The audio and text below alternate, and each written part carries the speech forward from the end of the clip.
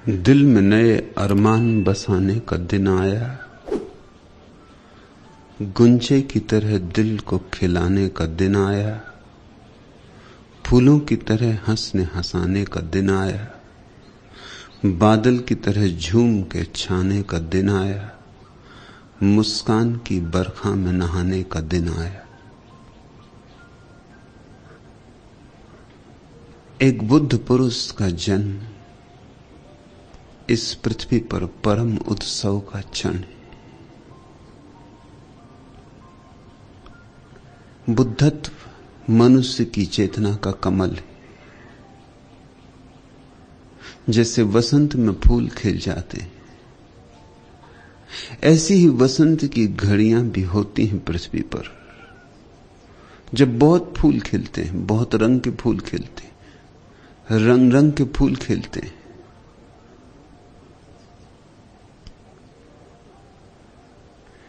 वैसे वसंत आने पृथ्वी पर कम हो गए क्योंकि हमने बुलाना बंद कर दिया।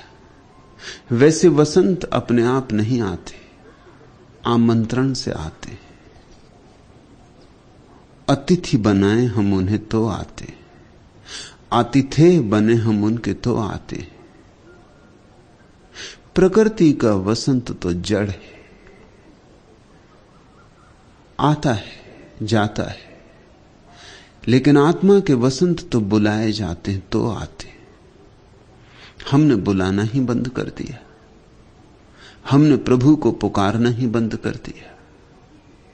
पुकारते नहीं प्रभु को, आता नहीं प्रभु, तो फिर हम कहते हैं प्रभु है कहां? प्रमाण क्या है उसका? बिना बुलाए उसका कोई भी प्रमाण नहीं, बिना उसके आए उसका कोई भी प्रमाण नहीं। और जब आता है तो बाढ़ की तरह आता है, एक प्रमाण नहीं अनंत प्रमाण लेके आता है, स्वतः प्रमाण होकर आता है। जिस व्यक्ति ने भी कभी उसे पुकारा है, पुकार खाली नहीं गई है। यारी की पुकार भी खाली नहीं गई, यारी भी भर उठे बड़ी सुगंध से, और लुटी सुगंध, उनके गीतों में बटी सुगंध। और जब भी किसी व्यक्ति के जीवन में परमात्मा का आगमन होता है तो गीतों की झड़ी लग जाती, उस व्यक्ति की श्वास श्वास गीत बन जाता, उसका उठना बैठना संगीत हो जाता है, उसके पैर जहां पड़ जाते वहां तीर्थ बन जाते। ऐसे ही एक अद्भुत व्यक्ति के साथ आज हम यात्रा शुरू करते हैं। यारी का जन्म हुआ दिल्ली में, नाम था यार मोहम्मद। फिर मोहम्मद तो जल्दी ही खो गया, क्योंकि जिसे परमात्मा को पुकारना हो वह हिंदू नहीं रह सकता, वह मुसलमान भी नहीं रह सकता, वह ईसाई भी नहीं रह सकता। परमात्मा को पुकारने के लिए कुछ शर्तें पूरी करनी पड़ती, और पहली शर्त है विशेषण छोड़ देने पड़ते हैं, आग्रह छोड़ देने पड़ते हैं, मंदिर और मस्जिद छोड़ देने पड़ते हैं। तभी तो खुद मंदिर बनोगे, खुद मस्जिद बनोगे। जब तक बाहर के मंदिर और मस्जिद को पकड़े रहोगे, याद ही ना आएगी कि अपने भीतर भी एक मंदिर था, और उस मंदिर में न कभी दीप जले, और उस मंदिर में न कभी धूप जली, उस मंदिर में कभी नाद ना हुआ। अपने भीतर भी एक मस्जिद थी जिसमें कभी अजान ना उठी, जिसमें कभी नमाजें ना पढ़ी गई, जहां अंधेरा था तो अंधेरा ही रहा। बाहर के मंदिर मस्जिदों में जो भटका है वह भीतर के असली मंदिर और मस्जिद से वंचित रह जाएगा। जिसने नजर बाहर रखी वह कभी परमात्मा को नहीं पा सकेगा। और धन को खोजने वाले भी बाहर खोजते, और ध्यान को खोजने वाले भी बाहर खोजते। धन के खोजने वालों को क्षमा किया जा सकता है, ध्यान के खोजने वालों को क्षमा नहीं किया जा सकता। धन तो बाहर है, ध्यान तो बाहर नहीं। पद खोजते हो, प्रतिष्ठा खोजते हो, बाहरी खोजनी पड़ेगी। परमात्मा खोजना है तो भीतर खोजना पड़ेगा। और भीतर कोई हिंदू है कि भीतर कोई मुसलमान है, कि भीतर कोई ईसाई है, कि कोई जैन है, कि कोई बौद्ध है, कि कोई सिख है, कि पारसी है। भीतर तो तुम निर्मल हो, निराकार हो। भीतर तो तुम विशेषण रहित हो।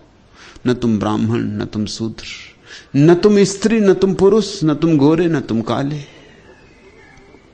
भीतर तो तुम बच्चे भी नहीं, जवान भी नहीं, बूढ़े भी नहीं। भीतर तो तुम शाश्वत हो, समयातीत हो, कालातीत हो। और भीतर का ही स्वाद मिले तो परमात्मा का स्वाद मिले। सो जल्दी ही यार मोहम्मद का मोहम्मद कहां खो गया पता नहीं। अब तो लोग अनुमान लगाते हैं कि यार मोहम्मद नाम रहा होगा। यह अनुमान है, ऐतिहासिक कोई प्रमाण नहीं।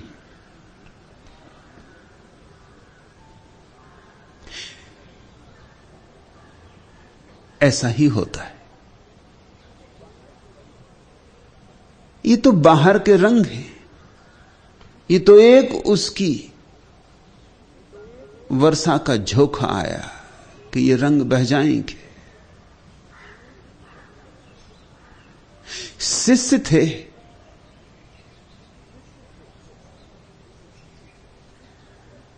वीरू फकीर के।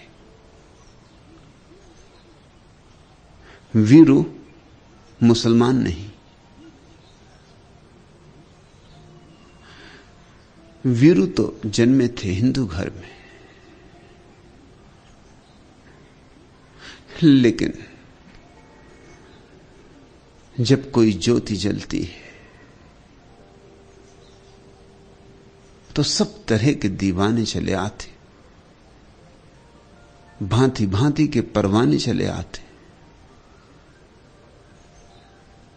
उस मदमस्ती में कौन देखता है कौन हिंदू कौन मुसलमान। वीरू खुद एक मुसलमान फकीर स्त्री के शिष्य थे, बावरी साहिबा के।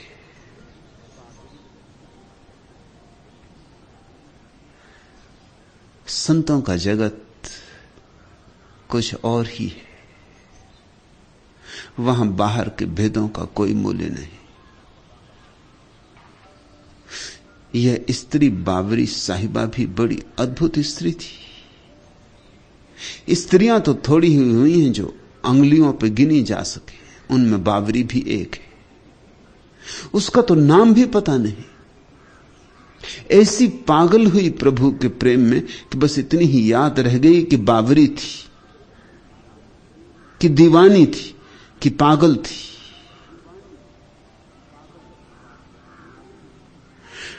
बावरी थी मुसलमान, संस्कारगत, जन्मगत। शिष्य थे वीरू, जन्मगत संस्कारगत हिंदू। प्रशिष्य थे यारी साहब, फिर मुसलमान। ऐसे यारी में दो धाराओं का मिलन हुआ, ऐसे यारी में संगम हुआ। और यारी के वचनों में जगह जगह उस संगम की झलक मिलेगी। पहले मोहम्मद गया, फिर यार थे, यार से यारी हो गए। वह बात भी समझ लेनी चाहिए। यार का अर्थ होता है मित्र, यारी का अर्थ होता है मैत्री, मित्रता। जब अहंकार खो जाए तो फूल खो जाता है, सुवास रह जाती। फिर तुम पकड़ नहीं सकते सुवास को, मुट्ठी में बांध नहीं सकते सुवास को। न उसका कोई रूप है न रंग है। ऐसी ही मैत्री बुद्ध ने तो कहा है कि बुद्ध पुरुष कल्याण मित्र होते। यारी एक कल्याण मित्र। मगर एक और अनूठी बात कि यारी से यार शब्द भी खो गया। मित्र में भी थोड़ी सी सीमा है, मित्रता असीम है। मित्र में केंद्र है, कहीं छिपा मैं है। मित्रता में मैं तो गया, बिल्कुल गया। प्रेम अपनी परिशुद्धि में प्रकट होता है। मित्रता और मैत्री में भी थोड़ा फर्क है। मित्रता होती है दो व्यक्तियों के बीच, एक संबंध है मित्रता। मैत्री संबंध नहीं है, समाधि की अवस्था है। मैत्री दूसरा ना भी हो तो भी चलती है, तो भी बहती। मित्रता के लिए दूसरा जरूरी है, मैं और तू का नाता जरूरी है। मित्रता में द्वैत शेष रहता है, मैत्री में द्वैत भी अशेष हो जाता है। मैत्री का अर्थ है वृक्ष हो तो, चट्टान हो तो, आकाश में बादल हो तो, कोई भी ना हो तो भी सुवास उड़ती रहती। तू से नहीं बंधी है। जब मैं ही ना रहा तो तू कैसे रहेगा? मैं और तू तो एक ही सिक्के के दो पहलू हैं। इधर गया मैं, उधर गया तू। तब एक सहज प्रेम का प्रवाह रह जाता है, निरुद्देश, किसी पते पर निवेदित नहीं। प्रेम की पाती तो लिखी जाती लेकिन किसी पते पर नहीं।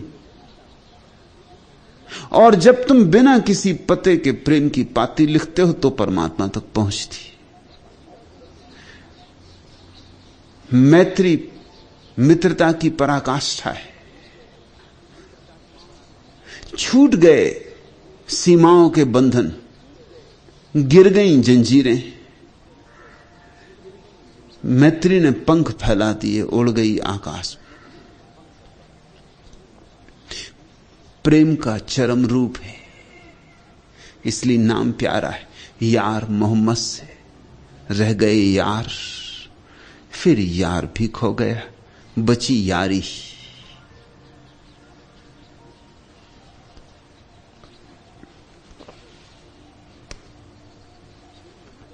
और इसलिए मैं कहता हूं, दिल में नए अरमान बसाने का दिन आया, गुंजे की तरह दिल को खिलाने का दिन आया, फूलों की तरह हंस तरह झुके छाने का दिन आया, मुस्कान की बरखा में नहाने का दिन आया। गिरने देना यारी के वचनों को जैसे वर्षा की बूंदा बांदी हो। गिरने देना उनके मेघ को तुम्हारे ऊपर। नहा लेना, यही वस्तुतः गंगा का स्नान है। संतों की वाणी बरस जाए तुम पर तो देह ही नहीं शुद्ध हो जाती, प्राणों के प्राणों तक भी शुद्धि पहुंच जाती। तन ही नहीं नहा लेता, मन ही नहीं नहा लेता, तन और मन के पीछे छिपा हुआ साक्षी भी सारी धूल झाड़ के उठ बैठता है। नींद टूट जाती है और तुम्हारे भीतर जो कली न मालूम कितने दिन से बेखिली पड़ी थी, खिल उठती। खिले हुए फूलों के संग साथ का यही तो अर्थ है। खिले हुए फूलों के संग साथ का यही तो प्रयोजन है कि तुम्हें भी याद आ जाए कि तुम भी खिलने को आए थे यहां, और बिना खिले मत लौट जाना। तुम्हें भी याद आ जाए कि खिलना तुम्हारी भी क्षमता है, तुम्हारा भी स्वभाव है।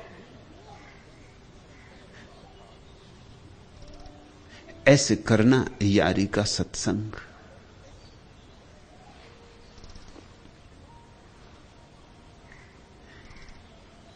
सूत्र, विरहनी मंदिर दीना बार। हम सब विरह में हैं, हमें पता हो या ना पता हो।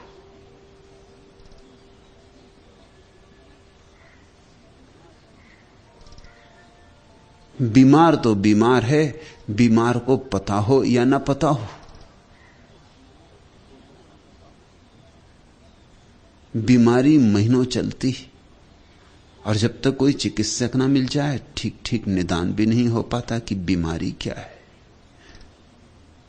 नहीं मिला था चिकित्सक तो भी बीमारी तो चलती थी। रूस में एक बड़े वैज्ञानिक किरलियान ने एक नए किस्म की फोटोग्राफी का आविष्कार किया है, जिसमें बीमारी के आने के 6 महीने पहले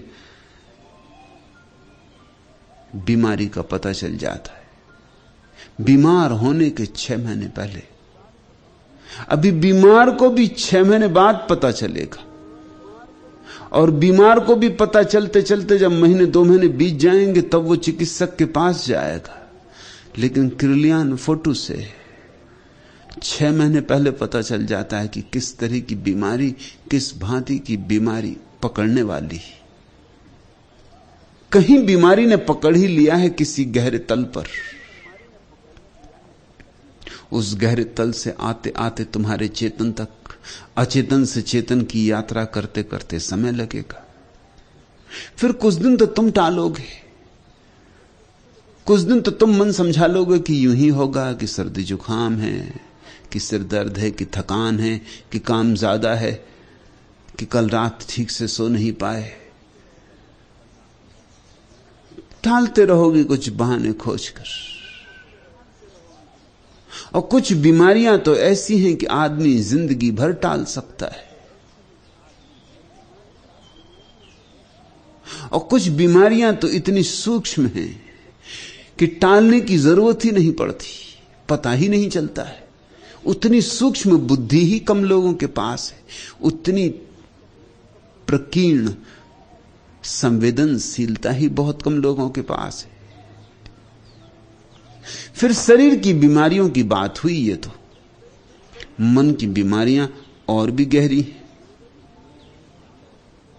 मनोवैज्ञानिक तो कहते हैं कि 4 में से 3 लोग मानसिक रूप से बीमार हैं। 4 में से 3 तो बड़ी संख्या हो गई। और मनोवैज्ञानिक ये भी कहते हैं कि चौथा स्वस्थ है, ये भी हम गारंटी से नहीं कह सकते। 3 तो निश्चित बीमार है, चौथा संदिग्ध है। ये तो खूब बात हुई। इसका तो अर्थ हुआ कि सारी मनुष्यता बीमार है, और ये तो मन की बीमारी की बात है। फिर उसके गहरे आत्मा की बीमारी है। जब मन में 4 में से 3 बीमार है और चौथा संदिग्ध है, तो आत्मा के संबंध में तो निश्चिंत मानो कि 4 बीमार हैं, और 4 की बीमारी सुनिश्चित है। उस बीमारी का नाम विरह है। विरह का अर्थ होता है हमें अपनी जड़ें भूल गई, हमारा परमात्मा से संबंध टूट गया है, हम जिसमें हैं उसका ही हमें पता भूल गया है। जो हमारी श्वासों की श्वास है, जो हमारे प्राणों का प्राण है, उससे हमारे सेतु छिन्न भिन्न हो गए।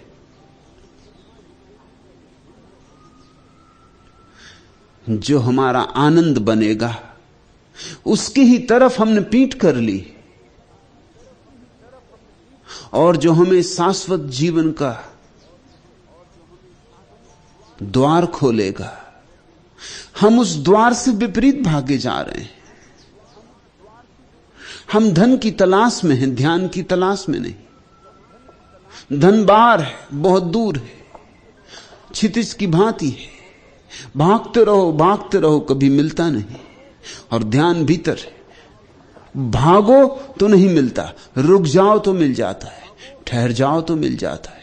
और हम सब भाग रहे हैं, और हर भाग दौड़ हमें अपने से ही दूर लिए जा रही, अपने ही स्रोत से दूर लिए जा रही। जैसे कोई वृक्ष भागने लगे, बस फिर दुर्दिन आए, क्योंकि जड़ें उखड़ जाएंगी। और जहां प्राणों के स्रोत थे, जहां जल स्रोत थे, जिस भूमि से भोजन मिलता था, उससे नाते छिन्न भिन्न हो जाएंगे।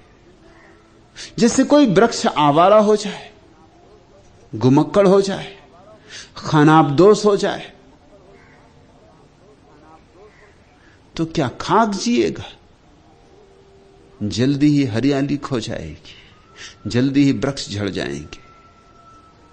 कलियां फूल तो ना बनेंगी, कलियों की ही तरह ही झड़ जाएंगी और धूल में मिल जाएंगी। फूल फिर कभी ना खिलेंगे। वसंत तो आता रहेगा, जाता रहेगा, मगर इस वृक्ष के जीवन में फिर कोई वसंत से संबंध ना होगा।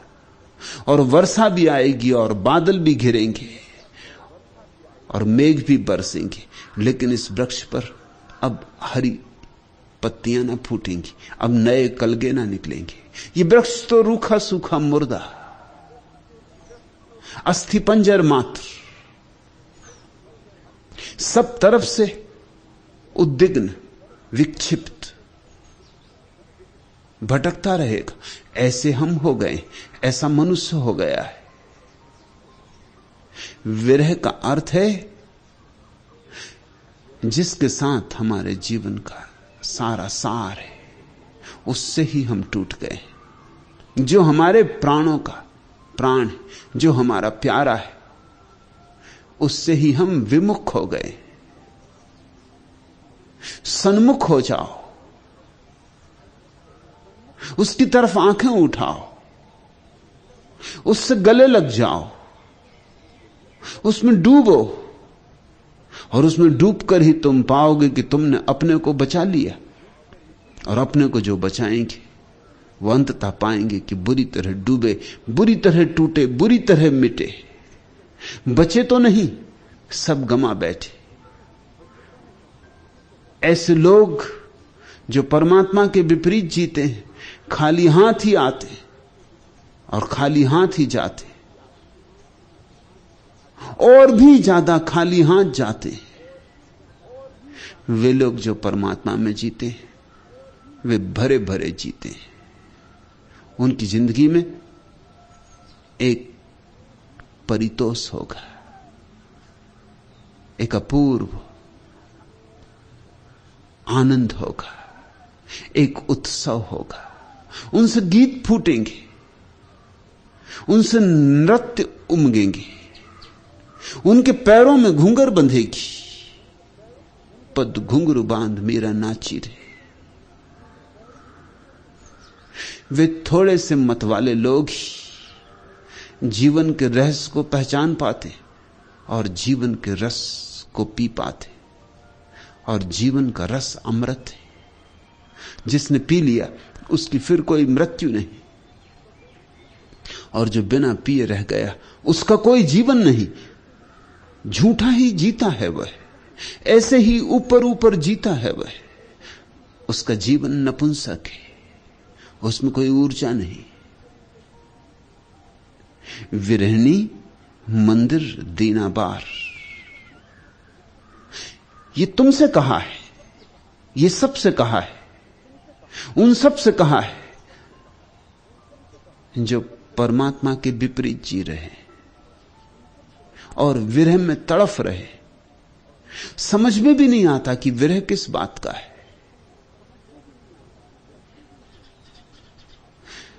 ऐसा लगता तो है, आभास तो होता है कि कुछ खोया खोया है, कुछ जो होना था नहीं हुआ है। ऐसी कुछ कुछ झलक तो मिलती है, लेकिन बड़ी धुंधली धुंधली, आभास मात्र, अनुमान सा लगता है। अंधेरे में देखा हो जैसे, ऐसा प्रतीत होता है। और उसी आभास के कारण हम और भी तेजी से दौड़ने लगते हैं कि जरूर कुछ खोया है और पाना है, मगर जो खोया है वो भीतर खोया है, और दौड़ते हम बाहर हैं। जितना दौड़ते हैं उतने ही दूर निकल जाते हैं उससे जिसे पाना है। इस दुनिया में जो बहुत सफल हो जाते हैं, ध्यान रखना, उनकी सफलता महंगी बात है, क्योंकि जितने वे सफल हो जाते हैं इस दुनिया में, धन पाने में, पद पाने में, प्रतिष्ठा पाने में, उतने ही असफल हो जाते हैं अपने अंतरलोक में।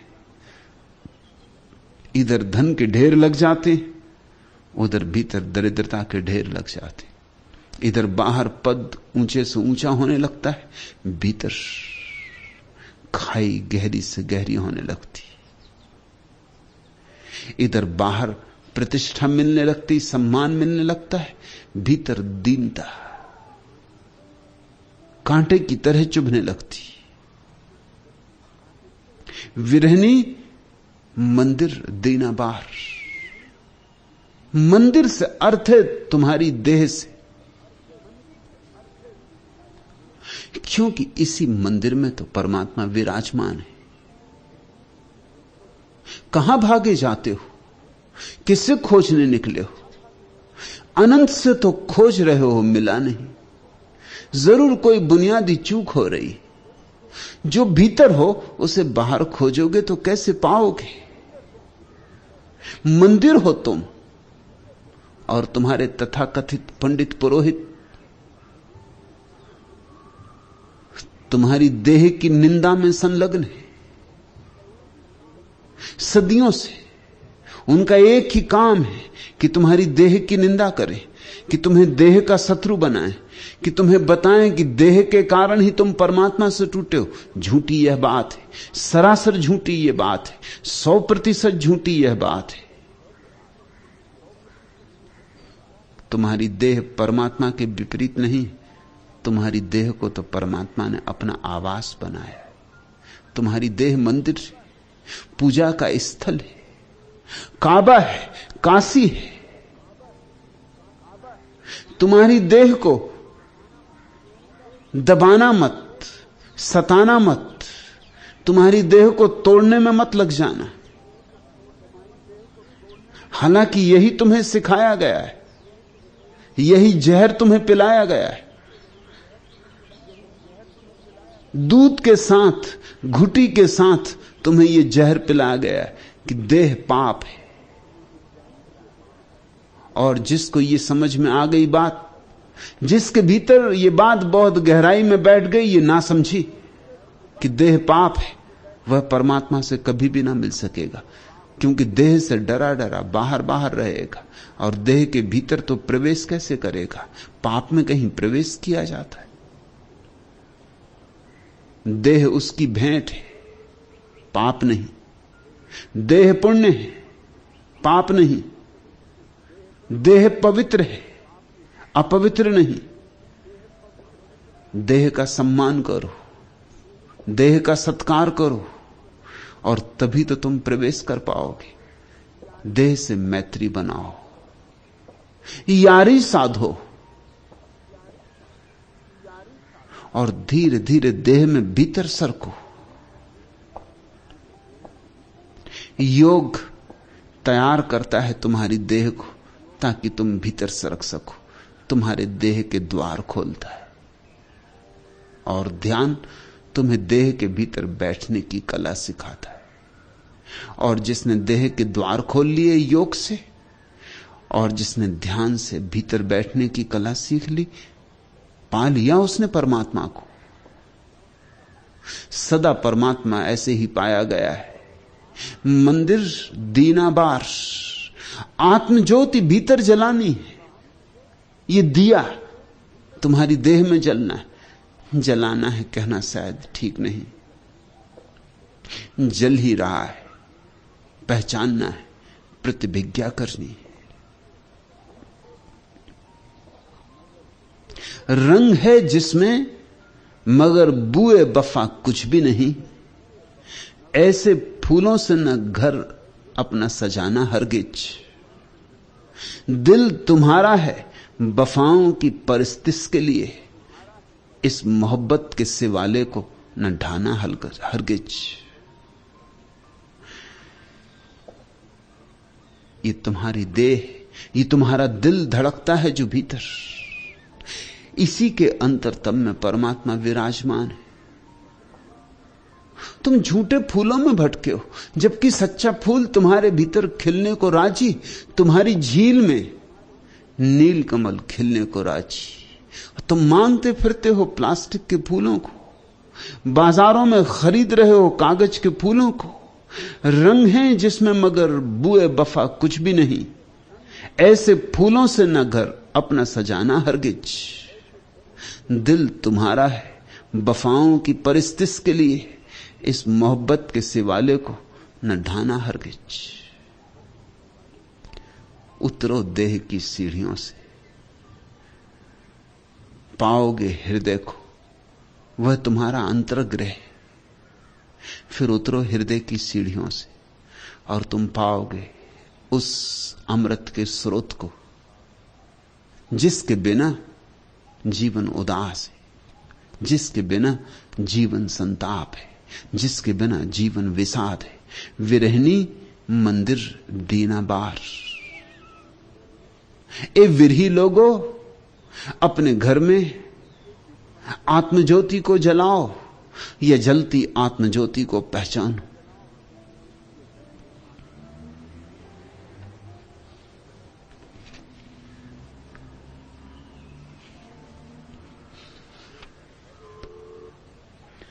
कब ठहरेगा दर्द ए दिल, कब रात बसर होगी।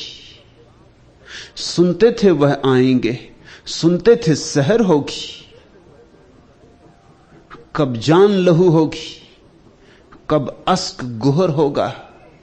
किस दिन तेरी सनवाई ए दीदाए तर होगी। कब महकेगी फसले गुल, कब बहकेगा महखाना। कब सुबह सुखन होगी, कब सामे नजर होगी। वाइज है न जाहिद है, नास है न कातिल है। अब शहर में यारों की किस तरह बसर होगी। दुनिया बड़ी सूनी हो गई, दुनिया बड़ी सूनी। अब नहीं मिलते यारी जैसे लोग। दुनिया बड़ी उदास है। आदमियों की भीड़ बढ़ती गई है और आदमी खोता गया है। आदमियों की भीड़ बढ़ती गई है और आत्मा खोती गई है। अब नहीं मिलते वे प्यारे लोग, या बड़ी मुश्किल से मिलते। कभी गांव-गांव उनके दिए जलते थे, कभी बस्ती बस्ती उनकी रोशनी से रोशन थी। इस जमीन ने बड़े प्यारे फूल उगाए। क्यों ऐसा हो गया? अब प्यारे फूल क्यों नहीं उगते? झाड़ियां अब भी हैं, मगर गुलाब के फूलों के दर्शन नहीं होते। कहीं कोई बुनियादी चूक हमारे दृष्टिकोण में हो गई। हम ज्यादा से ज्यादा बहिर्मुखी हो गए, और अब तो बहिर्मुखता की हद आ गई। अब तो इस हद के आगे गए तो मौत है, इस हद के आगे गए तो आदमी समाप्त है। अब तो लौट पड़ना होगा, अब तो फिर खोए खजाने खोजने होंगे। कब ठहरेगा दर्द ए दिल, कब रात बसर होगी। सुनते थे वह आएंगे, सुनते थे सहर होगी। सदियों सदियों तक लोगों ने परमात्मा की प्रतीक्षा में दिन और रातें बिताई थी। अब तो याद भी नहीं आती। अब तो परमात्मा हमारी जिंदगी का हिस्सा ही नहीं। अब तो हम परमात्मा शब्द का भी उपयोग करते हैं तो औपचारिक ढंग से करते हैं। अब उसमें अर्थ नहीं रह गया, क्योंकि अर्थ हम डालते ही नहीं, तो उसमें अर्थ आएगा कहां से? शब्दों में अर्थ नहीं होते, अर्थ तो जीवन से डालने होते। कब ठहरेगा दर्द दिल, कब रात बसर होगी, कब टूटेगी ये रात, और दिल की ये बेचैनियां और दिल की ये दुख भरे क्षण कब समाप्त होंगे। सुनते थे वह आएंगे, सुनते थे सहर होगी, सुनते रहे हैं, सुनते रहे कि सुबह होगी, सुबह होगी, होती मालूम नहीं होती। अंधेरा सघन से सघन होता जाता है। कब जान लहू होगी, कब अश्क गुहर होगा, कब आएगा वो क्षण जब आंसू मोती बन जाते, सच आंसू मोती बन जाते। जो परमात्मा की राह पर रोता है उसके आंसू मोती बन जाते। आदमी की राह पर जो चलता है उसके तो मोती भी आंसुओं से बदतर है। यहां तो धन भी पालो तो निर्धनता ही हाथ लगती है। यहां तो मोती भी आज नहीं कल पता चलते हैं कि बस 2 कौड़ी के थे। मगर एक और राह भी है, कब जान लहू होगी, कब अश्क गुहर होगा, किस दिन तेरी सनवाई ए दीदा ए तर होगी, और कब तेरे दर्शन होंगे। उसके दर्शन होते ही तुम्हारी साधारण आंखें असाधारण दृष्टियों में बदल जाती, तुम्हारी साधारण देह दीप्त हो उठती, तुम्हारी देह फिर मिट्टी की नहीं रह जाती, आकाश की हो जाती। फिर जमीन की कशिश तुम्हें नीचे नहीं खींच पाती, फिर आकाश का प्रसाद तुम्हें ऊपर उठा लेता है। कब महकेगी फसले गुल, कब आएगा वसंत, कब खिलेंगे फूल, कब उठेगी महक, कब महकेगी फसले गुल, कब बहकेगा मैखाना, कब हम नाचेंगे दीवाने होकर। क्योंकि जो नहीं नाचा दीवाना होकर वह व्यर्थ ही आया और व्यर्थ ही गया। जब तक पृथ्वी मैखाना ना हो जाए, जब तक तुम्हारा जीवन मस्ती की एक लहर ना हो जाए, जब तक तुम्हारी श्वास श्वास में परमात्मा की शराब की सुगंध ना आने लगे, तब तक जानना कि व्यर्थ ही जिए हो। तब तक जानना कि भी यात्रा ने ठीक मोड़ नहीं लिया। कब महकेगी फसले गुल, कब बहकेगा मैखाना, कब सुबह सुखन होगी, कब सामे नजर होगी, कब होगी वो प्यारी प्रभात जब सूरज उगेगा, कब आएगी वो सांझ विश्राम की, परम विश्राम की। वाइज है न जाहिद है, नासे है न कातिल है, अब शहर में यारों की किस तरह बसर होगी। अब तो यहां प्रेमियों का रहना मुश्किल हो गया, अब तो यहां भक्तों का जीना मुश्किल हो गया, अब तो यहां संतों की संभावना ही क्षीण होती चली जाती। यह हमने कैसी दुनिया बना ली, यह हमने आदमी को कैसी शक्ल दे दी। और परिणाम क्या है? परिणाम यही है कि चारों तरफ एक गहन हताशा है। परिणाम यही है कि चारों तरफ दिलों ने धड़कना बंद कर दिया है, आंखों में मस्ती नहीं, प्राणों में कोई गीत नहीं, पैरों में कोई नृत्य नहीं। परिणाम यही है कि थके मांदे किसी तरह धक्के खाते भीड़ के हम अपनी कब्रों की तरफ बढ़े जाते। कहीं कोई तारा नहीं दिखाई पड़ता, दूर आकाश में भी कोई तारा नहीं दिखाई पड़ता। तारे ही तारों से भर जाता है आकाश, बस भीतर की ज्योति दिखाई पड़ जाए पहले, वहीं से शुरू होती है ठीक ठीक यात्रा। जिसने भीतर ज्योति देखी उसे चारों तरफ ज्योतिर्मय के दर्शन होने लगते। विरहनी मंदिर दीना बार, इसलिए यारी कहते हैं एक काम कर लो, तुम्हारा विरह मुझे छूता, तुम्हारा दुख मुझे छूता। तुम्हें मैं कुंजी देता हूं, विरहनी मंदिर दीना बार, बिन बाती बिन तेल, जुगतिसों बिन दीपक उजियार। मैं तुम्हें एक ऐसी युक्ति देता हूं, एक ऐसा चमत्कार तुम्हारे भीतर घट सकता है, क्योंकि मेरे भीतर घटा है। जो एक के भीतर घटा है सबके भीतर घट सकता है। बिन बाती बिन तेल, वहां भीतर एक ज्योति जलती है, उसमें तेल नहीं डालना पड़ता, उसमें बाती नहीं लगानी पड़ती। वहां कोई दीपक भी है यह कहना ठीक नहीं, मगर उजियारा बहुत है, रोशनी बहुत है। जिन दियों में तेल भरना पड़ता है वे तो बुझ जाएंगे, आज नहीं कल बुझ जाएंगे। तेल चुकेगा और बुझ जाएंगे।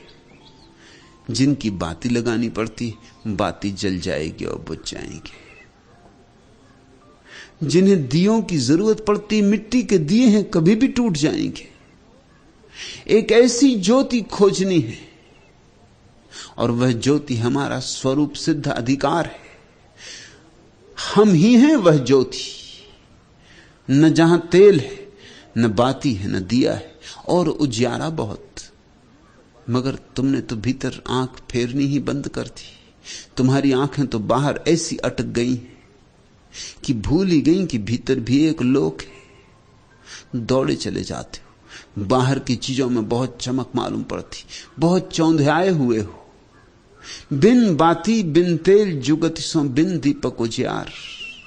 यह अपूर्व घटना घटती है साधक को, और जिस दिन यह घटती है उस दिन ही परमात्मा का रहस्य पहली दफा अनुभव में आता है। रहस्यों का रहस्य कि हमारे भीतर एक शाश्वत उजियाला है, जो जन्म के पहले भी था और मृत्यु के बाद भी रहेगा। और ऐसा उजियाला जिसका कोई कारण नहीं, जो अकारण है। चूंकि अकारण है इसलिए बुझाया नहीं जा सकता। चूंकि अकारण है इसलिए मौत भी उसे मिटा ना सकेगी। मिट्टी का दिया होता तो मौत मिटा देती। तुम देह नहीं हो, और अगर तेल भरा होता तो कभी ना कभी चूक ही जाता। कितना ही तेल हो, कभी ना कभी चूक जाएगा। ये सूरज करोड़ों करोड़ों वर्षों से, अरबों वर्षों से रोशनी दे रहा है, मगर वैज्ञानिक कहते हैं यह भी चुक रहा है। इसका तेल भी चुका जा रहा है, इसका ईंधन भी चुका जा रहा है। घबरा मत जाना, जल्दी नहीं चुकने वाला है। कुछ वैज्ञानिक कहते हैं कम से कम 4000 साल और। मगर सूरज भी चुक जाएगा। सूरज कितना बड़ा दिया है, इस जमीन से 60,000 गुना बड़ा है, लेकिन उसकी रोशनी भी रोज रोज झरती जाती, रोज रोज कम होती जाती। कितने ही बड़े खजाने हों, एक ना एक दिन चुक ही जाएंगे, देर अबेर। सिर्फ एक खजाना नहीं चुकता है, वह परमात्मा का है। सिर्फ एक ज्योति नहीं बुझती है, वह परमात्मा की। और जागो, तुम उस ज्योति के धनी हो, तुम उस ज्योति के मालिक हो। तुम्हें बहुमूल्य से बहुमूल्य भेंट दी गई है, और अभागे हो कि तुम कि उस भेंट को न तुम देखते हो, न उस भेंट का सम्मान करते हो, न उस भेंट के लिए तुमने परमात्मा को कोई धन्यवाद दिया है।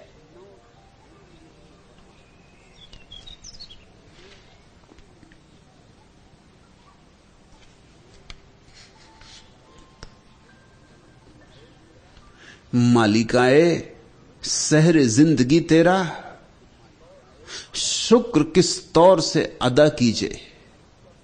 दौलते दिल का कुछ सुमार नहीं, तंग दस्ती का क्या गिला कीजिए। हम कंजूस हैं, ये और बात, मगर जो हमें मिला है वह अजस्त्र सोर्थ है। लुटाते जाओ तो भी लुटा ना पाओगे। बांटो कितना ही बांटो और बांट ना पाओगे। मगर हम बड़े कंजूस हैं, हम देने में बड़े कंजूस, हम प्रेम भी देने में डरते, हम रोशनी भी देने में डरते, हमें डर लगा रहता कहीं चुक न जाए। और हमारे डर का कारण हमने बाहर का गणित सीखा है। बाहर का गणित यही कि चीजें चुक जाती, कितना ही धनो चुक जाता है। अगर बांटते रहोगे तो जल्दी ही खजाने खाली हो जाएंगे। मगर तुम्हें भीतर का गणित पता ही नहीं कि भीतर का गणित बाहर के गणित से ठीक उल्टा है। बाहर का अर्थशास्त्र है कि बचाओगे तो बचेगा, बांटोगे खत्म हो जाएगा। यह सीमित अर्थशास्त्र की भाषा है, भीतर का अर्थशास्त्र भी है। और वही वस्तुतः अर्थशास्त्र है। बाहर का अर्थशास्त्र तो अनर्थ शास्त्र है, भीतर का ही अर्थशास्त्र वास्तविक है। वहां का सूत्र है बांटो तो बचेगा, बचाया तो सड़ जाएगा। बांटो ज्ञान, बांटो प्रेम, बांट सको जो भी भीतर का बांटो, और तुम चकित होकर पाओगे जितना बांटते हो उतना ही बढ़ता जाता है। जिसने जितना बांटा उसने उतना पाया।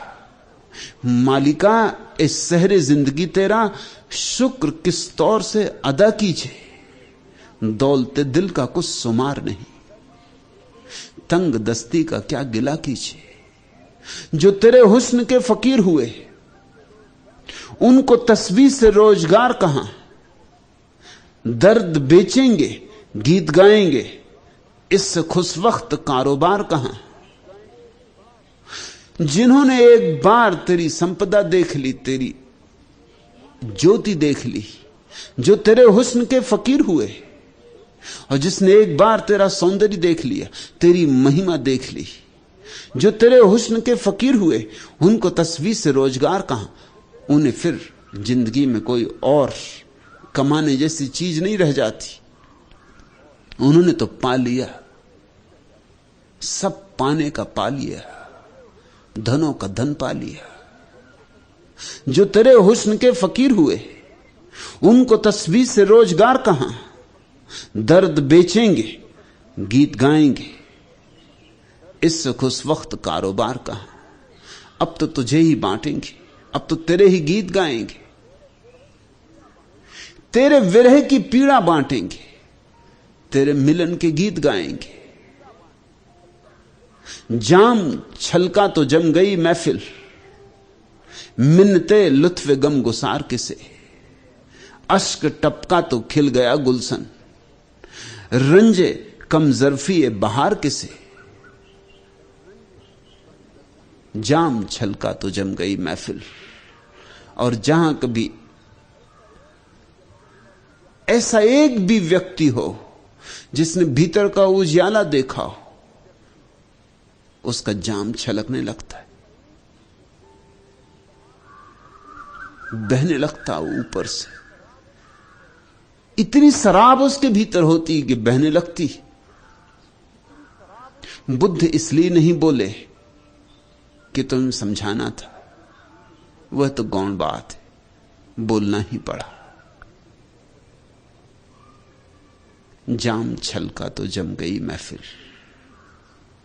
जीसस बोले इसलिए नहीं कि तुम्हें जगाना था, वह तो गौण बात है, वह तो परिणाम है, बोलना ही पड़ा। दिया जलेगा तो ज्योति बिखरेगी, इसलिए नहीं कि जो भटके हैं उन्हें राह मिल जाए। उन्हें राह मिल जाएगी ये और बात। और फूल खिलेगा तो रोशनी, फूल खिलेगा तो रंग, फूल खिलेगा तो गंध बिखरेगी। इसलिए नहीं कि तुम्हारे नासापुटों को सुवास मिल जाए। हां, जो पास से गुजरेंगे उनके नासापुट सुगंध से भरी जाएंगे, वह गौण बात। जाम छलका तो जम गई महफिल। इसलिए जहां भी कभी किसी ने भीतर का उजियाला देख लिया, बिन बाती बिन तेल जुगत सो बिन दीपक उजियार, उनका जाम छलकने लगता है, वही मधुशाला खुल जाती। जाम छलका तो जम गई महफिल, मिन्नते लुत्फ़े गुम गुसार किसे। अश्क टपका तो खिल गया गुलशन, उनका एक आंसू भी टपके तो बाहर आ जाए, तो पूरी बगिया में फूल ही फूल हो जाएं। मीरा के आंसुओं की याद करो, कौन फूल मुकाबला करेगा उन आंसुओं का।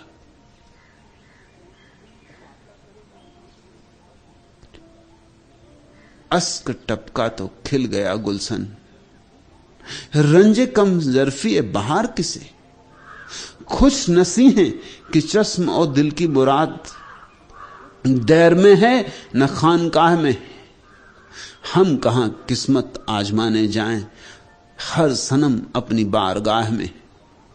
और ये बड़ी खुशी की बात है, ये सुषमाचार, इसे खूब गांठ बांध के हृदय में रख लेना। खुश नसी हैं कि चश्म और दिल की मुराद, दैर में है ना खानकाह में, न तो वो मंदिर में है ना वो मस्जिद में। ये खुश नसीब हो तुम, कहीं मंदिर में होता तो बहुत मुश्किल हो जाती, पंडित पुरोहित तुम्हें वहां तक पहुंचने ही ना देते। मैंने सुना है कि एक निग्रो एक रात एक चर्च के द्वार पर दस्तक दिया, लेकिन चर्च था सफेद चमड़ी वालों का। पादरी ने द्वार तो खोले, लेकिन पादरी डरा। यद्यपि यही पादरी रोज रोज प्रवचन देता था कि सब परमात्मा के बेटे हैं, एक ही परमात्मा के बेटे। और यही पादरी रोज रोज समझाता था कि अपने पड़ोसी को वैसा ही प्रेम करो जैसा अपने को। और यही पादरी यह भी कहता था कि परमात्मा प्रेम है। लेकिन ये काला आदमी, ये निग्रो रात चर्च के द्वार पर दस्तक देगा। पादरी थोड़ा डरा, वह चर्च तो सफेद चमड़ी वालों का था। उस निग्रो ने कहा, मुझे भीतर आने दो, तुम्हारी बातें सुन सुन के मेरी हिम्मत बढ़ गई है। तुम कहते हो प्रेम परमात्मा, तुम कहते हो पड़ोसी को प्रेम करो जैसा अपने को प्रेम करते। मैं भी पड़ोसी हूं तुम्हारा, और तुम कहते हो सभी उसकी संतान है, मैं भी उसकी संतान हूं।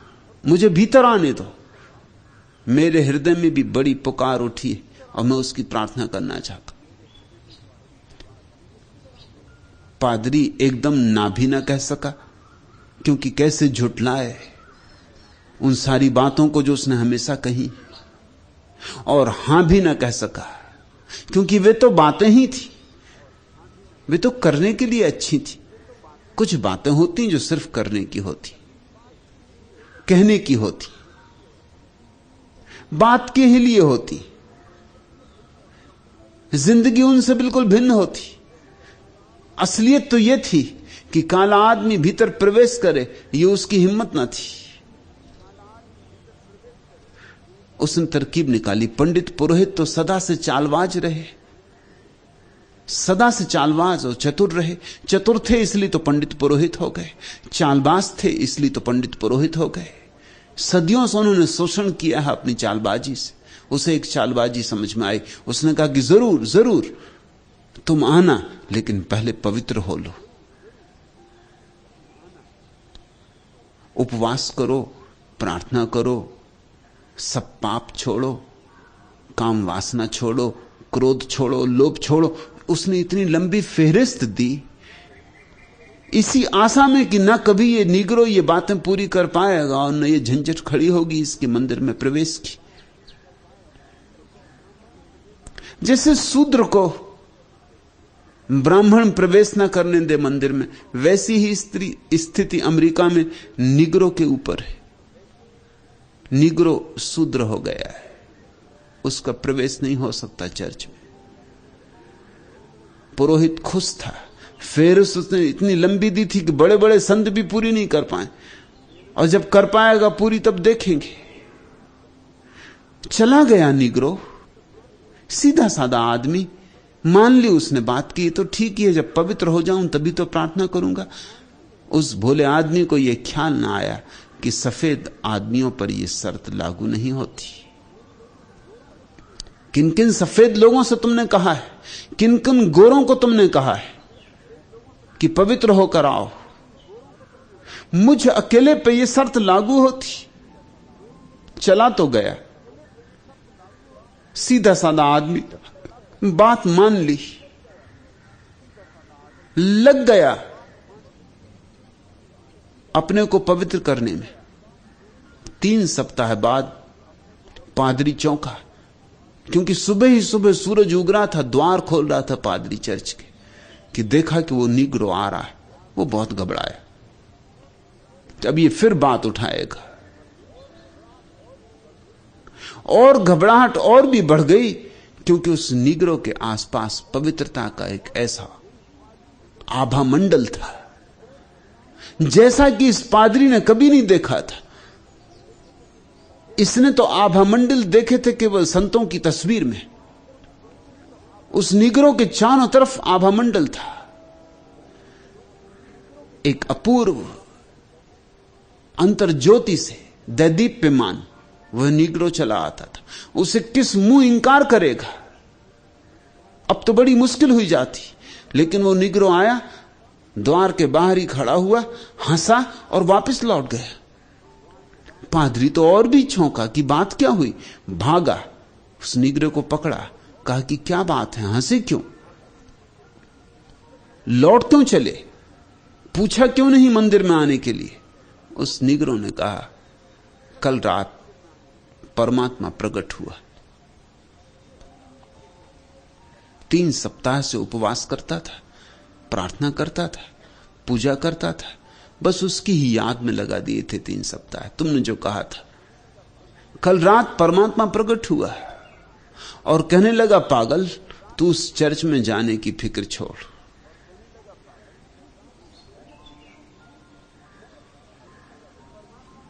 मैंने पूछा क्यों? तो परमात्मा ने कहा, अब तू नहीं मानता तो तुझे बताया देता हूं। उस चर्च में जाने की तो मैं भी कई सदियों से कोशिश कर रहा हूं, वो मुझे भी भीतर नहीं घुसने देते। वो तुझे क्या भीतर घुसने देंगे? मंदिर खाली पड़े, मस्जिदें खाली, चर्च खाली, गुरुद्वारे खाली, सिनगाग खाली, सदियां हो गई, परमात्मा को भी वहां प्रवेश नहीं।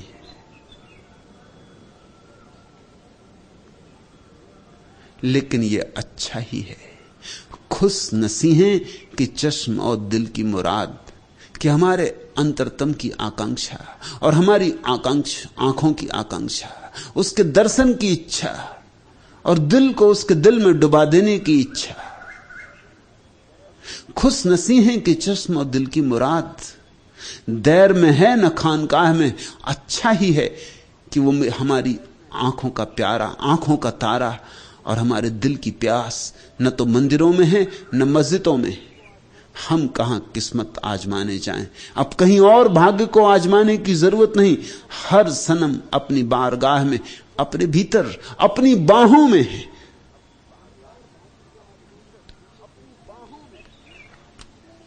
बिन बाती बिन तेल जुगत सो, बिन दीपक उजियार, प्राण प्रिया मेरे ग्रह आयो, रची रची सेज समार। ऐसी तुम्हें जरा सी स्मृति आ जाए तो बस प्राण पिया आ गया। प्राण पिया मेरे ग्रह आयो, रची रची सेज समार। अब समारो सेज को, नहीं करो, इस देह को उसके योग बनाओ, इस मन को उसके योग बनाओ। उसने द्वार पर दस्तक दे दी। जैसे ही स्मरण आया कि वह मेरे भीतर है, मेरी बाहों में है, मेरे पास है, मुझसे भी ज्यादा पास है, मैं भी इतने पास नहीं जितना वह मेरे पास है। जैसे ही ये सवाल, जैसे ही ये समझ तुम्हारे भीतर तरंग लेने लगे, अब तैयारी करो, अब सजाओ, सेज को सजाओ। प्राण प्रिया मेरे ग्रह आयो, रची रची सेज समार। सुखमन सेज कैसे सजाओगे? सेज समाधि उसकी सेज है। तुम्हारे भीतर से सारी समस्याएं गिर जाएं और समाधान का उदय हो जाए तो फूलों से सज गई सेज। समाधि उसकी सेज है। और समाधि तक पहुंचने का रास्ता संतुलन। सुखमन सेज परम तत् रहिया। योग की भाषा में 3 नाड़ियां हैं, इड़ा, पिंगला, सुषुम्ना। इड़ा एक तरफ, पिंगला दूसरी तरफ, अतियां मध्य में है सुषुम्ना। छोड़ दो और मध्य में आ जाओ, जिसको बुद्ध ने कहा है मध्यम निकाय, बीच में आ जाओ। पाइथागोरस ने जिसको कहा है स्वर्ण नियम, मध्य में आ जाओ। न बाएं झुको न दाएं झुको, न त्याग न भोग, मध्य में आ जाओ। न बहुत खाओ न उपवास करो, मध्य में आ जाओ। न संसार में आसक्ति रखो न विरक्ति रखो, मध्य में आ जाओ। न तो संसार में ही डूब रहो और न संसार से भग, जैसे जल में कमलवत। बस सज गई सेज। संतुलन बना तुम्हारे भीतर कि सेज सज गई। ख्याल रखना, भोगी तो चूकता ही चूकता है, त्यागी भी चूक जाता है। भोगी चूक जाता है क्योंकि धन पद प्रतिष्ठा को पागल की तरह पकड़ता है। त्यागी छूट जाता है क्योंकि वह धन पद प्रतिष्ठा को पागल की तरह छोड़ता है। पकड़ोगे, जोर से पकड़ोगे, वह भी गलत है। छोड़ने का आग्रह करोगे, वह भी गलत है। न तो यहां कुछ पकड़ने योग्य है न कुछ छोड़ने योग्य है। देख लो, सार देख लो और संतुलित हो जाओ। महावीर ने इसे सम्यक्त्व कहा है। मध्य में आ जाओ, समतुल हो जाओ। प्राण प्रिया मेरे गृह आयो, रचि रचि सेज समार। सुखमन सेज परम तत्व रहिया। एक बार तुम संतुलित हो जाओ तो जो परम तत्व है बस प्रकट हो जाए। जो है वह प्रकट हो जाए। पिया निर्गुण निरकार। न तो उस प्यारे का कोई गुण है न उस प्यारे का कोई आकार है। देह के भीतर जाओ, मन का भी आकार है, उतना ठोस नहीं जितना देह का। देह का आकाश ऐसे है जैसे चट्टान का आकार। मन का आकार ऐसे है जैसे जल की धार का आकार, बदलता भागता परिवर्तनशील, पर आकार तो है। देह से चलो भीतर और मन से भी चलो भीतर तो तुम पाओगे शून्य आकाश, निराकार। न वहां चट्टान जैसा आकार है स्थिर और न वहां मन जैसा आकार है चंचल। तुम परमात्मा से मिल सकते हो। उस अवस्था में ही विरह मिलन में रूपांतरित होगा। गावौरी मिली आनंद मंगल, यारी मिलके यार। फिर हो जाएगा प्रीतम से मिलन। फिर तो बचेगी एक ही बात, गावौरी मिली आनंद मंगल। इसलिए तो संतों ने खूब गाया, खूब जी भर गाया। सारे संतों ने गाया, जिससे जैसे बना वैसे गाया। वे कोई गायक नहीं है, न कोई कवि है, न कोई संगीतज्ञ। इससे जो भी वाद्य बज सका बजाया। उसमें तुम कला मत खोजना, कला गौण है। उसमें तो तुम आत्मा खोजना, भाव खोजना।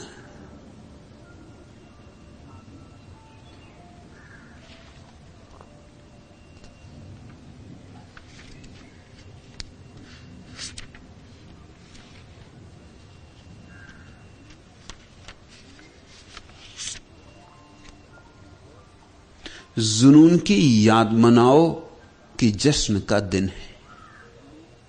सलीब और दार सजाओ कि जश्न का दिन है। तरफ भरे जो शीशा चढ़ाओ कि जश्न का दिन है। तमीज रहबर और रहजन करो न आज के दिन। हर एक से हाथ मिलाओ कि जश्न का दिन है इंतजारे मलामत में नासहों का हजूम। नजर संभाल के जाओ कि जश्न का दिन है। बहुत अजीज हो लेकिन सिकस्ता दिल यारो, तुम आज याद ना आओ कि जश्न का दिन है। वह सोरी से गमे दिल जिसकी लय नहीं कोई, गजल की धुन में सुनाओ कि जश्न का दिन है। गाओ, उठने दो गजलें, पियो, नाचो, तुनुक पियाओ। और आज विधि विधान न समझो, आज सब विधि विधान तोड़ो और नाचो। ऐसे ही संत नाचे मीरा और चैतन्य, ऐसे ही संत गाए कबीर और नानक। जुनून की याद मनाओ कि जश्न का दिन है। ऐसे ही पागल हुए, मदमस्त हुए। इसी मदमस्ती से अद्भुत वचनों का जन्म हुआ है। गावरी आनंद मंगल यारी मिलके यार, यही नहीं होंगे। इनकी हरियाली में तुम उसकी हरियाली पाओगे, इनके फूलों में तुम उसकी खिलावट देखोगे। यही होंगे चांद तारे, मगर यही नहीं होंगे। इनसे उसकी रोशनी को झरते पाओगे।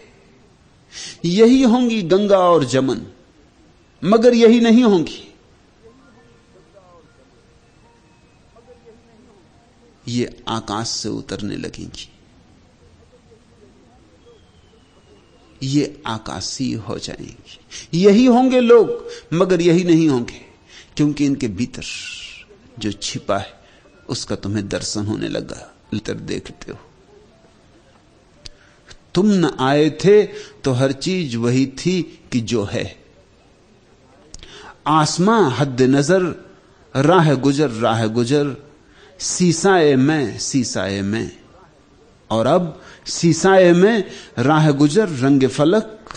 रंग है दिल का मेरे खून जिगर होने तक। चंपई रंग कभी राहते दीदार का रंग। सुरमई रंग की है सायते बेजार का रंग। जर्द पत्तों का खस और खार का रंग। सुर्ख फूलों का दहकते हुए गुलजार का रंग। जहर का रंग, लहू का रंग, सबेतार का रंग। आसमां राह गुजर शीशाए में कोरे। फिर से एक बार हर एक चीज वही हो कि जो है। आसमां हद नजर, राह गुजर, शीशाए में। ज़ैन फकीर कहते हैं, साधक 3 अवस्थाओं से गुजरता है। पहली, जब पहाड़ पहाड़ हैं और नदियां नदियां हैं।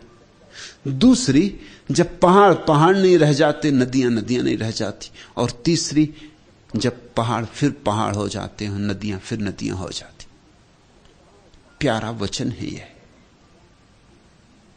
पहले पहाड़ पहाड़ है, जैसे तुमने देखे धूल भरी आंखों से, उदास सुस्तने में ही इन्हें उलझे और खोए थे कि कहां खोलते आंख, कि कैसे देखते पहाड़ और कैसे देखते नदियों को। फिर चित्त शांत होता है, विचार शून्य होने लगते हैं, ध्यान की दशा आती और अचानक पहली दफा भीतर का जंजाल समाप्त हो जाता है, शोरगुल बंद हो जाता है और जगत की रौनक बदल जाती। इसलिए ज़ैन फकीर कहते हैं, पहले पहाड़ पहाड़ थे, नदियां नदियां थी। फिर ऐसी घड़ी आई कि पहाड़ पहाड़ ना रहे, नदियां नदियां ना रही, सब बदल गया। वह ध्यान की अवस्था, सब नया हो गया, सब ऐसा हो गया। जब तुम वही नहीं हो तो संसार भी वही नहीं। नरक है तो यहां, स्वर्ग है तो यहां, मोक्ष है तो यहां, सब तुम्हारी चित्त की दशाएं। तुम ना आए थे तो हर चीज वही थी कि जो है। आसमां हद नजर, राह गुजर, सीसाए में, सीसाए में। और अब सीसाए में राह गुजर रंग फलक, रंग है दिल का मेरे खूने जिगर होने तक। चंपई रंग कभी राहते दीदार का रंग, सुरमई रंग की है सायते बेजार का रंग। जर्द पत्तों का है अब जो आए हो तो ठहरो कि कोई रंग, कोई रुत, कोई शय एक जगह पर ठहरे। फिर से एक बार हर एक चीज वही हो कि जो है। आसमां हद नजर, राह गुजर, सीसाए में, सीसाए में। प्यारा आ जाए एक बार तो जरूरी नहीं कि रुके। बहुत बार झलकें आएंगी और झलकें जाएंगी। उस अवस्था का नाम ध्यान है, जब झलक आती झलक जाती। और जब प्यारा ठहर जाता, उस अवस्था का नाम समाधि है। फिर कोई जाना नहीं, फिर कोई आना नहीं। रसना राम कहते थाको, मैं तो खूब जपा, खूब थक गया। असल में राम राम दोहराने से सिवाय थकान के कुछ और मिलता भी नहीं। राम राम जपने से थक जाते हो, उसी थकने को तुम विश्राम समझ लेते हो।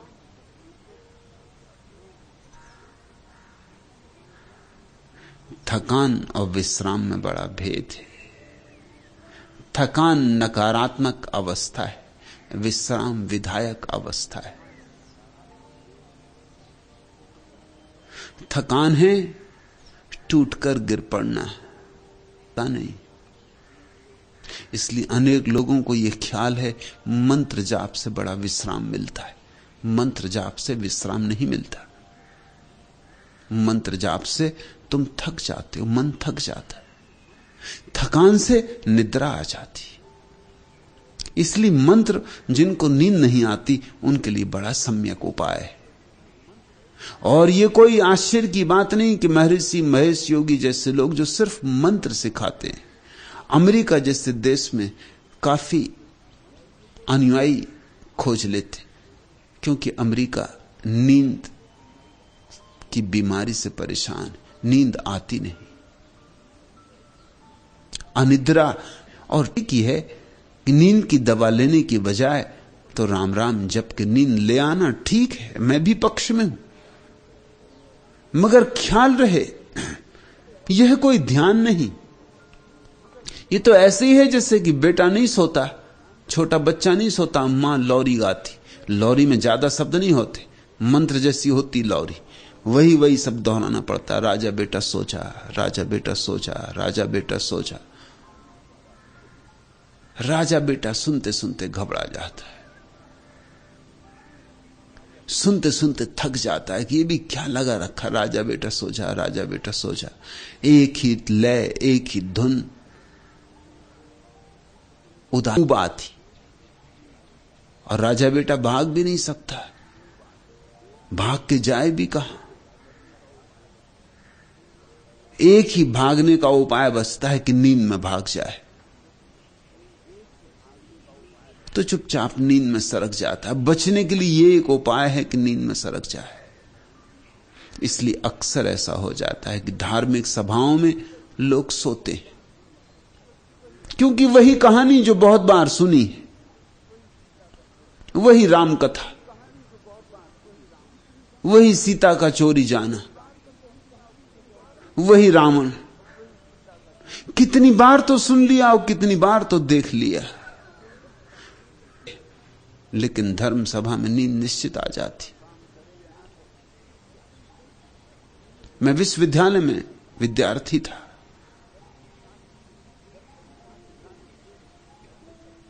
दर्शन शास्त्र में एक प्रोफेसर थे जिनको मानना पड़ेगा कि वो इस ढंग से बोलते थे कि जो रात भर भी ठीक से सोया हो उसे भी नींद आ जाए। तो जब भी कोई विद्यार्थी, कोई संगी साथी नींद से परेशान होता, मैं कह देता कि तुम उनकी क्लास में चले जाओ। और ये बात, क्योंकि उनकी कक्षा में भीड़ काफी लोगों की होती। परीक्षा के दिनों में तो बहुत लोग जाते, क्योंकि परीक्षा के दिन में विद्यार्थियों को घबराहट में नींद नहीं आती। मगर उनकी वाणी सुनते ही, संस्कृत के पंडित थे और संस्कृत के बड़े उल्लेख देते थे और एक स्वर में बोलते थे, जैसे एक तारा बजता है ऐसे बजते थे, किसी को भी नींद आ जाती थी।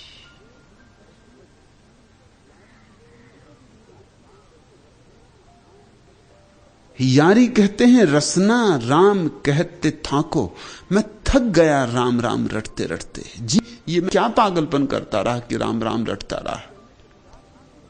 प्यास बुझे यदि चाखो, प्यास बुझती है अगर पानी को पियो तो। बैठ के जपते रहो H2O H2O H2O, पानी का मूल सूत्र। शायद नींद आ जाए मगर प्यास तो ना बुझे, और प्यास ना बुझे तो नींद भी कितनी देर रहेगी, जल्दी ही टूटेगी। प्यास नींद को तोड़ देगी। रसना राम कहते थाको, पानी कहे कहूं प्यास बुझत है, प्यास बुझे यदि चाखो। तो पतियों ने सिखा दिया कि पति परमात्मा है। पतियों ने ही शास्त्र लिखे या पुरुषों ने, लेकिन किसी एक ने भी यह ना कहा कि पत्नी भी परमात्मा है। स्त्री तो नरक का द्वार और पति परमात्मा है।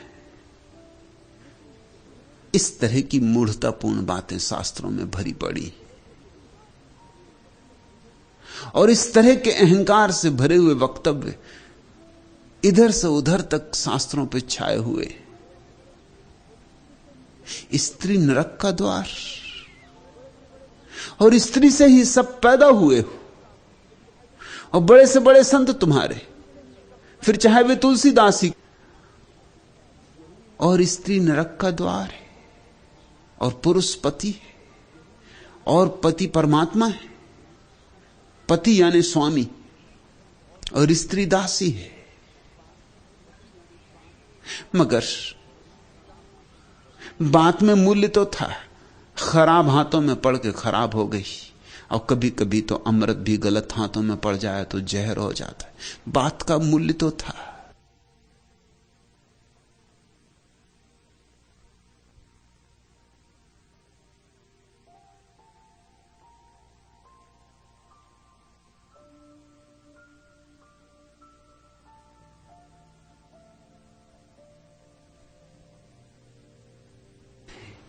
स्त्री पति का नाम नहीं लेती, यद्यपि जानती है, भीतर भीतर जानती है, बाहर बाहर नहीं लेती, आदरवश नहीं लेती। इस बात का यारी ने खूब ठीक उपयोग किया। यारी कहते हैं मुझे भी पता है उसका नाम, लेकिन ले नहीं सकता, आदर के कारण नहीं लेता हूं। अब भीतर भीतर रखता हूं, भीतर भीतर संभालता हूं। पुरुष नाम नारी ज्यों जाने, जानी बूझी जनी भाखो। उसे कहना थोड़ी है, उसे तो भीतर संभालना है। जैसे बीज भूमि के अंतर्गर्भ में समा जाता है, ऐसे ही राम, ऐसे ही अल्लाह। दृष्टि से मुष्टि नहीं आवे, नाम निरंजन बाको। और तुम सोचते हो कि बहुत बहुत तरह के दर्शन शास्त्र सीख लोगे तो उसे मुट्ठी में ले लोगे, तो गलती में हो। दृष्टि से मुष्टि नहीं आवे। असल में दृष्टि तो बाधा है। सब दर्शन शास्त्र दृष्टियां हैं, और दृष्टि बाधा है। आंख होनी चाहिए दृष्टि से मुक्त, पक्षपात से मुक्त। दृष्टि यानी पक्षपात। हिंदू की दृष्टि, मुसलमान की दृष्टि, जैन की दृष्टि, ये सब दृष्टियां हैं नए। देख कि वह किसी चौखट में नहीं आता, वह निराकार है। तुम्हारी दृष्टि का आकार है। वह निशब्द है, तुम्हारी दृष्टि शब्दों से बनी है। वह अज्ञेय है, तुम्हारी दृष्टि ज्ञान का हिस्सा है। और सब ज्ञान उधार है, सब बासा है, दूसरों से सीख लिया है। दृष्टि से मुष्टि नहीं आवे।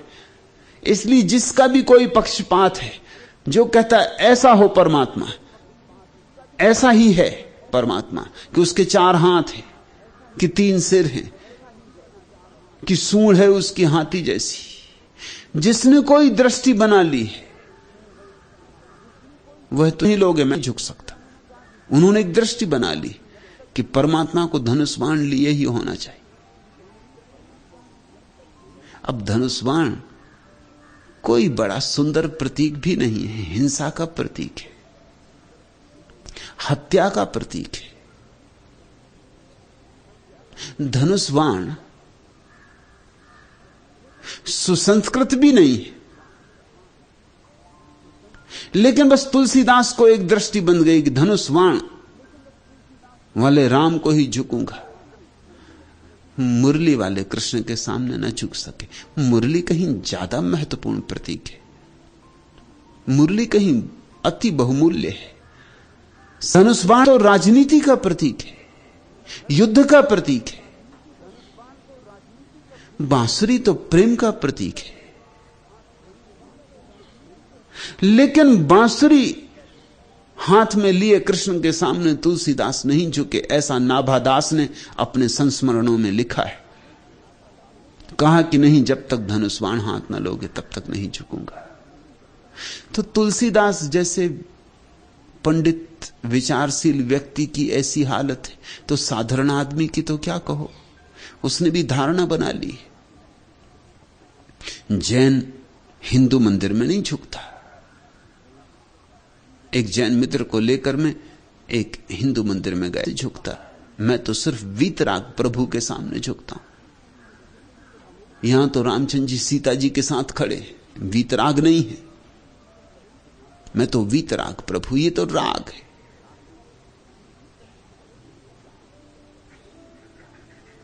ये तो आभूषण पहने खड़े, मुकुट बांधा हुआ है।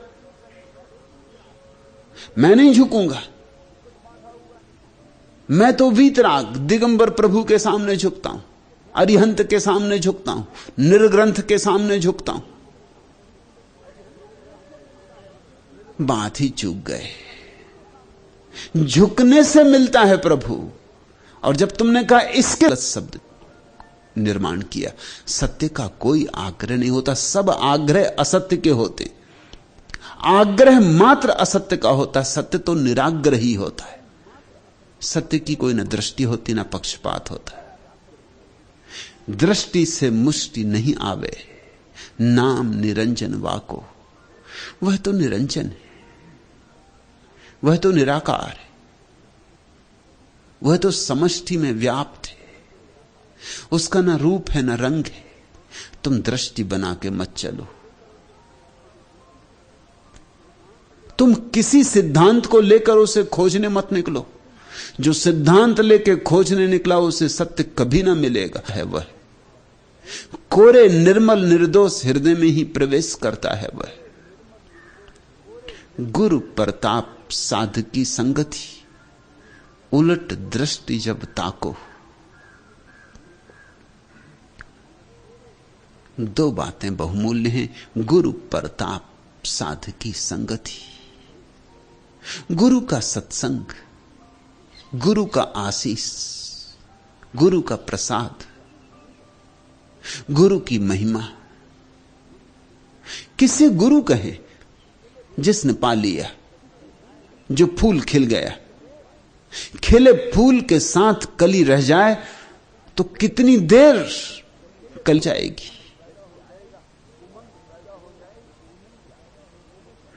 तुमने देखा, मृदंग पर थाप पड़ी और तुम्हारे पैर भी थाप देने लगते। क्या हो गया तुम्हें? मृदंग की थाप तुम्हारे भीतर भी किसी सोए हुए संगीत को जगाने लगी। कोई वीणा बजी और तुम्हारा सिर डोलने लगा। क्या हुआ तुम्हें? वीणा ने तुम्हारे भीतर पड़ी वीणा को भी छेड़ दिया। ऐसी ही घटना घटती है गुरु के सत्संग में, मगर उसकी वीणा बजनी चाहिए। उसकी तुम्हारे पैर भी फड़क उठेंगे, तुम्हारे भीतर भी सोई हुई ऊर्जा अंगड़ाई लेगी, करवट लेगी, तुम्हारे भीतर भी कुछ होना शुरू हो जाएगा।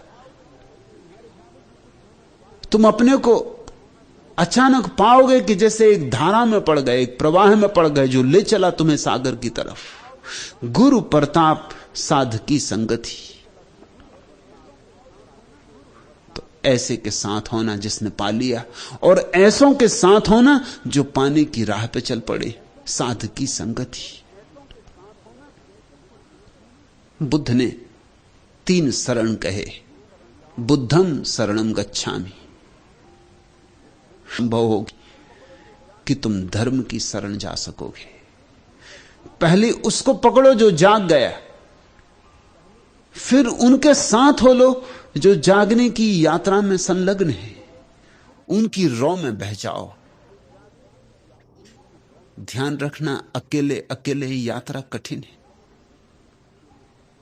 अकेले अकेले भटकने की बहुत संभावना है। जब लोग किसी दुर्गम यात्रा पर निकलते हैं तो संग साथ में निकलते, 10-5 मित्र साथ होकर निकलते, क्योंकि बहुत डर है, जंगली जानवर, अंधेरी रातें, लुटेरे होने लगी कि दूसरे को जगा देगा, पहरा जारी रहेगा, सुरक्षा बनी रहेगी। इसलिए समस्त जागृत बुद्धों ने संघ का निर्माण किया है। यही मेरे सन्यास का अर्थ है। मेरा साथ तो तुम्हें मिले ही, लेकिन साध संग भी मिले, सन्यासियों का रंग भी मिले।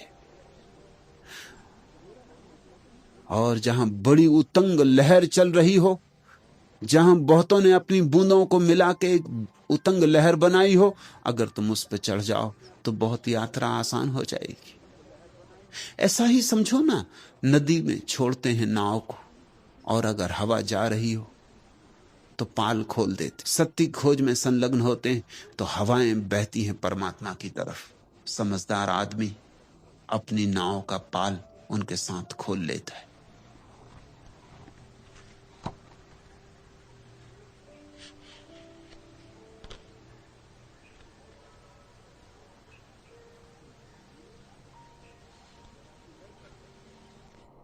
चश्मे मैगू जरा इधर कर दे, दस्त कुदरत को बेअसर कर दे।